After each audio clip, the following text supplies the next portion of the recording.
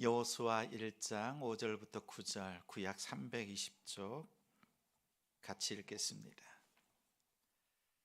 내 평생에 너를 능히 대적할 자가 없으리니 내가 모세와 함께 있었던 것 같이 너와 함께 있을 것임이니라.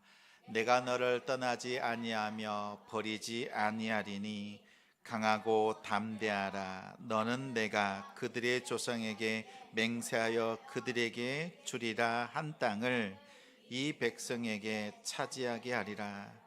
오직 강하고 극히 담대하여 나의 종 모세가 내게 명령한 그 율법을 다 지켜 행하고 우로나 좌로나 치우치지 말라.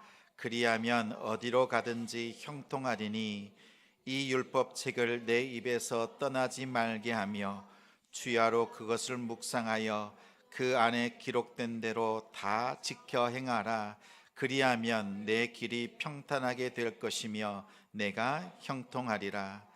내가 내게 명령한 것이 아니냐. 강하고 담대하라. 두려워하지 말며 놀라지 말라. 내가 어디로 가든지 내 하나님 여호와가 너와 함께 하느니라 하시니라. 아멘. 강하고 담대하라. 강하고 담대하라 라는 제목으로 말씀 전하겠습니다. 성경에 보면 하라, 하지 말라 이런 명령이 있습니다.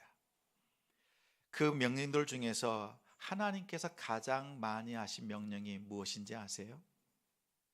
뭘 것 같아요? 사랑해라, 기도해라, 감사해라, 기뻐해라 이런 말씀일 것 같지요. 근데 뜻밖에도요, 성경에서 가장 많이 언급하는 명령은 두려워하지 말라라는 거예요. 두려워하지 말라. 성경에 몇 번 나오냐면 365번 나옵니다. 1년이 며칠이에요? 365일인데 공교롭게도 365번 두려워하지 말라라고 합니다. 그럼 뭐예요? 매일같이 두려워하지 말라라는 그 말씀으로 살아갈 수밖에 없다라는 겁니다. 우리는 매일 두려울 수밖에 없는 상황 속에 놓여 있어요. 만약 우리가 이 땅에서 학교에서 지내고 또 공부하고 일하고 가정에 지내는 일이요, 아무도 두려울 것이 없다면 하나님께서 두려워하지 말라는 말씀을 안 하셨겠지요. 근데 우리의 입장에서 본다면 두려워할 수밖에 없는 상황이 있기 때문에 하나님은 그것을 아시고 말씀하시는 거예요. 365번이나 두려워하지 말라고 말씀합니다. 여러분들은 어떤 두려움이 있어요? 우리 유초동부 친구들 가만히 보니까요, 기도 제목을 살펴봤어요. 봤더니 좋은 친구들과의 관계가 제일 중요해야 돼요. 유초등부가요. 중고등부를 봤더니요, 시험, 대학, 또 학업 성취하는 그 일들에 많은 스트레스를 받고 있습니다. 청년들은 어때요? 취업에 대한 생각들, 그리고 장래, 미래, 가정 이런 것들에 대한 불안한 감들이 있습니다. 부모님들은 경제적인 부담, 그렇죠? 자녀들 양육하는 거, 여러 가지 또 두려움들이 있습니다. 자, 모든 사람이 두려움이 있어요. 없는 사람이 없어요. 그러면 하나님께서 그 두려운 것들을 싹 없애주시면 좋겠는데 하나님은 그렇게 하지 않으십니다. 오늘 말씀에도 보면 여호수아가 아주 곤란한 상황에, 두려움 속에, 매우 큰 두려움 속에 놓여 있습니다. 그때 하나님께서 찾아오셔서 해주시는 말씀이요, 그 상황을 바꿔주시는 것이 아니라 이렇게 말씀합니다. 강하고 담대하라. 즉 우리 상황은 여전한데, 여전히 안 좋고 두려운 상황 속에 있는데 하나님께서 오늘 본문 말씀에 보니까 이 짧은 구절 속에서 몇 번이나? 3번이나 강하고 담대하라, 강하고 담대하라, 강하고 담대하라 이렇게 말씀하고 있습니다. 자, 보세요. 두려움을 이길 수 있는 것은 오늘 하나님의 말씀에 있는 줄 믿습니다. 강하고 담대한 우리 친구들, 또 우리 성도들 되시기를 축복합니다. 근데 여호수아가 왜 두려웠느냐라는 거예요. 앞절에 보니까 첫 번째, 모세가 죽었어요. 모세는 어떤 사람입니까? 40년 광야를 하나님을 만났고 또 이스라엘 백성들을 이끌었던 영적인 지도자였습니다. 이제 그 모세가 죽었어요. 그 후계자로 여호수아가 이제 지명되었고 지도자로 세워졌습니다. 모세의 마음속에 내가 앞서 있는 모세와 생각해 보면 너무나 부족한데 내가 이 놀라운 일들을 할 수 있을까, 이런 두려움이 엄습했습니다. 그렇겠지요? 또 두 번째는 이제 가나안 땅에 들어가서 전쟁을 해야 돼요. 정탐하고 또 살펴보니까 여리고성이 있어요. 아주 단단합니다. 수많은 백성들이 있어요. 이방인들이 살아요. 그 땅이 비어있는 땅이 아니라 들어가서 싸워서 이겨야 되는 그 싸움이 남아있는 거예요. 두렵지요. 이 모든 것을 책임지고 전쟁을 진두지휘해야 될 사람이 여호수아입니다. 두려울 수밖에 없지요. 세 번째는 같이 간 그 백성들이에요. 무려 200만 명. 그 수많은 가정들, 또한 어린아이로부터 어르신들까지요, 그 200만 명을 책임져야 되는 그 무게가 여호수아에게 달려 있었습니다. 여호수아는요, 이렇게 모세, 그리고 이제 전쟁, 또 이 백성들을 돌봐야 되는 그 두려움이 가득 있었어요. 그때 하나님께서 찾아오셔서 그 두려움 속에 있는 여호수아를 향해서 말씀해 주신 것이 강하고 담대하라 라는 말씀이었어요. 근데 각 구절마다 보면 이 말씀, 강하고 담대해야 될 세 가지 이유가 있어요. 특별히 이제 개학을 해서 새 친구들을 만나고 또 새 학년을 맞이했습니다. 우리 친구들이요, 이 세 가지 말씀을 꼭 기억하길 바랍니다. 첫 번째는 6절 말씀이에요. 같이 읽겠습니다. 강하고 담대하라. 너는 내가 그들의 조상에게 맹세하여 그들에게 주리라 한 땅을 이 백성에게 차지하게 하리라. 강하고 담대하라 라고 난 다음에 그 뒤에 주시는 말씀이 뭐냐면, 여호수아야, 너는 강하고 담대하라. 너에게 비전이 있다라는 거예요. 가나안 땅을 차지할 그 비전이 있다라는 겁니다. 그 비전이란 과연 무엇일까? 창세기 15장 말씀 같이 읽겠습니다. 여호와께서 아브라함에게 이르시되 너는 반드시 알라. 내 자손이 이방에서 객이 되어 그들을 섬기겠고 그들은 400년 동안 내 자손을 괴롭히리니 그들이 섬기는 나라를 내가 징벌할지며 그 후에 내 자손이 큰 재물을 이끌고 나오리라. 무려 430년 전에 하나님께서 아브라함에게 주신 약속이었어요. 430년 후에 너희 자손들이 그 애굽 땅에서 출애굽해서 가나안 땅에 가게 될 것이다 라는 거예요. 이 비전을 누가 받았어요? 아브라함이 받았어요. 창세기 50장 말씀 이어서 읽겠습니다.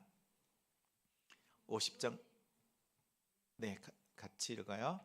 요셉이 그의 형제들에게 이르되 나는 죽을 것이나 하나님이 당신들을 돌보시고 당신들을 이 땅에서 인도하여 내사 아브람과 이삭과 야곱에게 맹세하신 땅에 이르게 하시리라 하고, 요셉이 또 이스라엘 자손에게 맹세시켜 이르기를 하나님이 반드시 당신들을 돌보시리니 당신들은 여기서 내 해골을 메고 올라가겠다 하라 하였더라. 아브라함과 이삭과 야곱, 그리고 12지파 중에서 요셉 11번째 아들이 이제 임종하면서 죽으면서 고백한 것입니다. 유언으로 남겨놓은 거예요.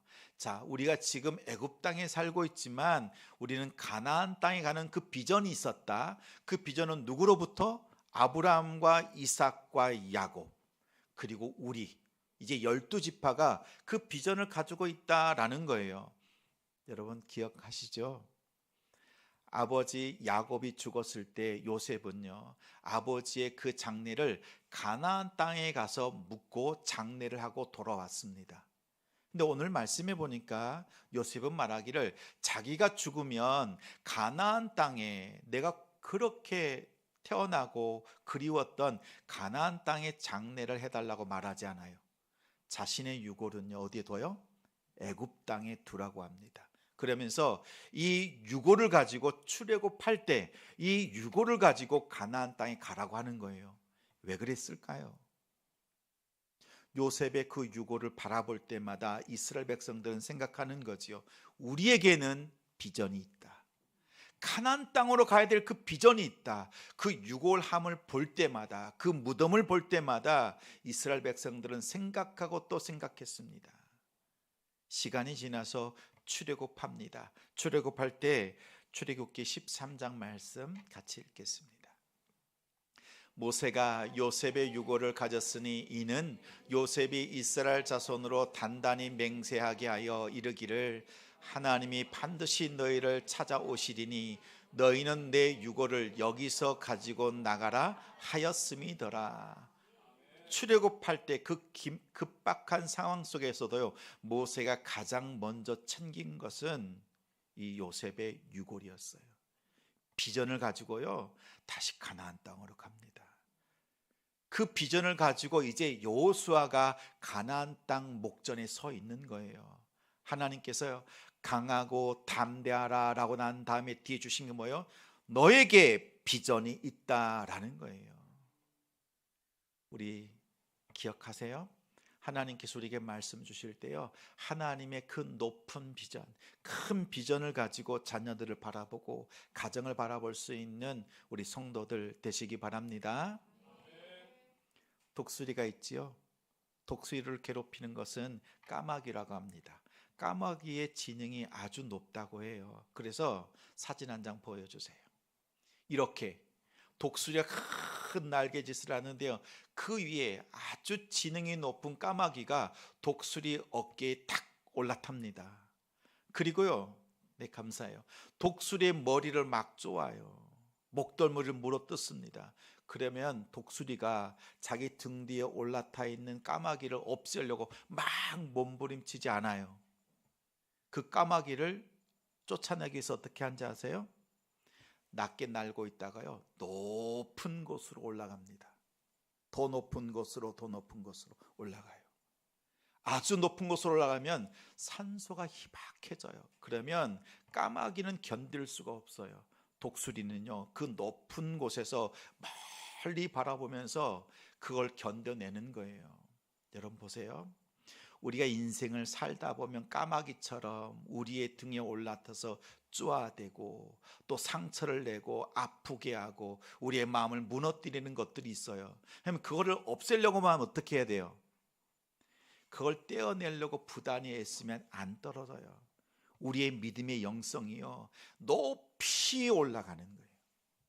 하나님이 주시는 큰 비전을 가지고 내 삶을 돌아다 보면 지금 내 앞에 있는 당면한 과제 때문에 흔들리고 있는 내 삶을 정리할 수 있어요. 평안을 누릴 수 있어요. 오늘 여호수아가요 지금 당장 이 요단강을 건너면 싸워야 돼요. 여리고성 전투를 해야 돼요. 당면 과제가 있어요. 근데 하나님께서 뭐라고 하세요? 그 당면 과제 지금 해야 될 일이지만 더 큰 비전, 이 땅을 하나님께서 아브람과 이삭과 야곱, 요셉, 모세 그리고 여호수아 너에게 이 큰 비전이 있다라는 거예요. 당면 과제를 눈으로만 보지 말고 뭘 통해서 보라는 거예요? 비전을 통해서 보라는 겁니다. 분명 공부해야 돼요. 잘 돼야 돼요. 좋은 학교 가고 좋은 대학 가고 좋은 직장, 여러분 부자 돼야 돼요. 근데 이 모든 일을 뭘 통해서 봐야 돼요? 하나님의 비전을 통해서 여러분 왜 잘 돼야 되는지, 하나님의 비전이 어떻게 향하고 있는지 오늘 우리 교회의 표어 말씀이죠. 37편 4절 말씀. 하나님께서요 여호와를 기뻐하는 자에게 그 마음에 소원을 두고 그가 하나님께서 이루어 주신다. 우리 어린 자녀들이지만요 하나님의 비전이 있어요. 그 비전을 발견케 하고 그 비전 속에서 바라볼 수 있는 우리 가정이 되기를 소망합니다. 큰 비전으로, 높은 비전으로 하나님의 뜻을 통해서 자녀들과 함께 믿음의 아름다운 영성, 큰 높은 영성을 가지는 우리가 되기를 소망합니다. 두 번째는 7절 8절 말씀이에요. 같이 읽어요. 오직 강하고 극히 담대하여 나의 종 모세가 내게 명령한 그 율법을 다 지켜 행하고 우로나 좌로나 치우치지 말라. 그리하면 어디로 가든지 형통하리니 이 율법책을 내 입에서 떠나지 말게 하며 주야로 그것을 묵상하여 그 안에 기록된 대로 다 지켜 행하라. 그리하면 내 길이 평탄하게 될 것이며 내가 형통하리라. 강하고 극히 담대하래요. 또 너희에게는 평탄한 길, 형통의 길이 열려 있다라고 합니다. 근데 이 평탄한 길, 형통의 길로 가려면 어떻게 해야 돼요? 전략과 전술을 잘 짜야 돼. 전쟁을 어떻게 해야 될지, 매복하는 거, 무기를 뭘 써야 되는지 이걸 지혜롭게 잘해야 돼. 하나님이 그 전략과 전술을 가르쳐주지 않아요. 뭐라고 말씀하세요? 율법을 가까이 두고 그 율법을 묵상해라 라고 하는 거예요. 왜냐하면 하나님의 말씀은요, 나침반과 같아서 우리의 인생의 방향을 보여주는 것이 말씀이에요. 오늘날 가정이 무너지는 이유가 뭐예요? 가정에 말씀이 없어요. 주일날 말씀을 듣고 우리가 집으로 돌아가서 그 말씀을 나누고 말씀의 삶을 살아내는 모습이 있어야 합니다. 우리 성도들이 이제 그 말씀으로 살아가는 복된 가정이 되기를 소망합니다. 근데 목사님이 직접 들은 이야기는 아니어서 확실치는 않아요. 근데 한 가지 목사님이 감동이 된 일이 있어서 잠깐 나눕니다. 여러분 중에 한 사람인 것 같아요. 집에서 말씀을 읽고 있는데 그 말씀이 궁금한 것이 생겼나 봐요. 그래서 성경책을 들고 엄마, 이 성경이 말하고 있는 게 뭐야? 엄마 나한테 가르쳐줘. 이렇게 성경을 가지고 알려달라고 했나 봐요. 근데 그 엄마가요, 덜컥 겁이 나더래요. 지금 자녀가 물어보는 말씀을 내가 가르쳐주고 또 깨닫게 해줘야 되는데 그 말씀이 어려울 때가 있잖아요. 풀어주기 어려울 때가 있잖아요. 그래서 어때요? 집에 있는데 자녀가 성경책만 들고 오면 엄마가 두려워. 목사님은요, 이 이야기를 들으면서 너희들 정말 잘하고 있다. 성경을 들고 엄마, 아빠, 이게 어떤 말씀인지, 하나님의 말씀이 무엇인지를 좀 가르쳐 주세요 라고 하는 그 가정이 복되지 않겠어요? 그것을 가르치는 우리 유초등부, 중고등부, 우리 청년부가 복되지 않겠어요? 여러분 잘하고 있는 거예요. 엄마를, 아빠를 많이 곤란하게 말씀으로 두려워할 정도로 여러분 함께 나누는 우리의 가정이 되길 바랍니다. 목사님은 소원하는 게 있어요. 그동안 늘 생각했지만 올해는요, 우리 가정마다 가정재단을 꼭 쌓길 바랍니다. 부모가 성경을 펼쳤을 때 그때 권위가 세워져요. 말씀을 가지고 하나님과 교통하고 말씀을 통해서 자녀들과 또 남편과 아내가 서로 소통할 수 있는 그 가정재단이에요. 딱딱한 형식이 아니더라도 말씀을 가지고 나눌 수 있는 우리 복된 가정 되길 바랍니다. 우리 자녀들이요, 엄마 오늘 우리 가정 예배 드려요. 여러분 가서 꼭 그렇게 하세요. 그러면 강도사님이 달란트 줄 거야.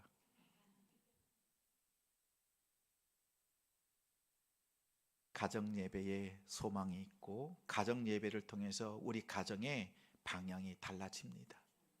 우리가 그동안 소홀히 했다면 이제 자녀들을 품고 함께 기도하고 말씀으로 나눌 수 있는 가정재단을 쌓는 우리가 되길 바랍니다.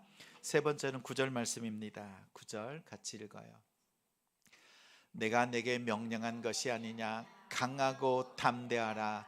두려워하지 말며 놀라지 말라. 내가 어디로 가든지 내 하나님 여호와가 너와 함께 하느니라 하시니라. 우리 인생에 있어서 가장 중요한 게 뭐예요? 얼마나 힘이 세냐, 얼마나 재능이 있느냐, 얼마나 똑똑하냐, 얼마나 잘하냐. 세상 사람들은 그것에 관심이 있어요. 그래서 하나님 저를 지혜롭게 해주세요. 저를 똑똑하게 해주세요. 저를 부자 되게 해주세요. 그러면 하나님, 내가 하나님의 일을 멋지게 잘해 볼게요. 근데 하나님은 그렇게 안 하세요. 우리가 그렇게 간절히 구하잖아요. 또 심지어 우리가 병이 났을 때, 크게 아플 때 하나님 도와주세요, 병도 없애주세요. 하나님 그렇게 안 하세요. 어떻게 하세요? 오늘 말씀에 보니까 너희가 어디를 가든지 무엇을 하든지 하나님이 함께 해주시겠대요. 하나님이 함께 해주시는 것이요 더 복이에요. 왜요? 내가 부자면 얼마나 부자겠어요. 내가 지혜로우면 얼마나 지혜롭겠어요. 하나님이 가장 지혜로우시고 하나님이 넉넉하고 가장 큰 부자여서 우리 옆에 딱 계셔서 하나님 도와주세요 하면 하나님이 즉시 도와주신다. 또 하나님이 우리가 아프고 어려울 때 우리는 가끔 이런 생각이 들어요. 병이 들잖아요. 큰 병이 얻었어요. 그러면 어때요? 하나님 도대체 어디 계신 거예요? 라고 할 거예요. 하나님은요 바로 여러분 옆에서 탄식하시며 눈물로 여러분을 위하시는 분이 하나님이십니다. 말씀에 보면 모세, 다윗, 여호수아, 예수님 제자들 한결같이 하나님께서 하시는 말씀이 뭐예요? 세상 끝날까지 내가 너희와 함께 있겠다라는 거예요. 자, 그렇다면 어때요? 어려운 문제를 만났잖아요. 학교 가잖아요. 그럼 어떻게 해요? 오늘 우리의 찬양 드린 것처럼 언제 어디서나 무엇을 하든지 하나님을 예배하겠다라고 했지요. 그러면 여러분 등교할 때요, 그 학교에 들어갈 때, 교실에 들어갈 때 하나님께 기도하는 거예요. 일터에 갈 때, 여러분 가정에 들어가고 나올 때 하나님 앞에 기도하는 거예요. 어려운 문제, 풀리지 않는 문제가 있을 때, 여기서 문제는 시험 문제가 아니에요. 1, 2, 3, 4번 어떤 답을 알려달라는 것이 아니라 어려운 일들을 당했을 때요, 하나님 도와주세요 라고 하면 하나님은 듣고 계신다.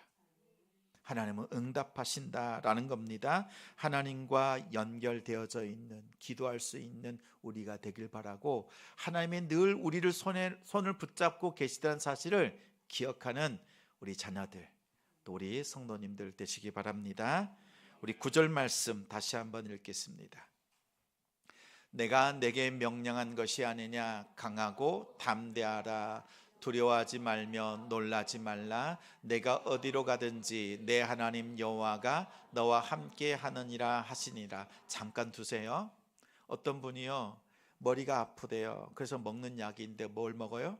두통이 있으니까 타이레놀을 먹어요. 타이레놀. 그래서 제가 이 말씀을 보내줬어요. 강담두놀 드십시오라고 했어요. 두려운 마음이 들 때요, 불안할 때요, 하나님이 함께 하신다라고 하는 이 말씀 붙잡는 우리가 되길 바랍니다. 목사님이 제가 강하면 여러분 강하고, 담하면 담대하라. 아시겠죠? 강, 담, 두, 놀. 한 번 더요. 크게 외칩니다. 강, 담, 두, 놀. 하나님이 우리와 함께 하십니다. 여러분 이제 1학기를 시작했습니다. 친구들을 만났어요. 그러면 오늘 말씀 기억하면서 강담두놀하는 우리 자녀들, 우리 가정이 되시기를 주님의 이름으로 축원합니다.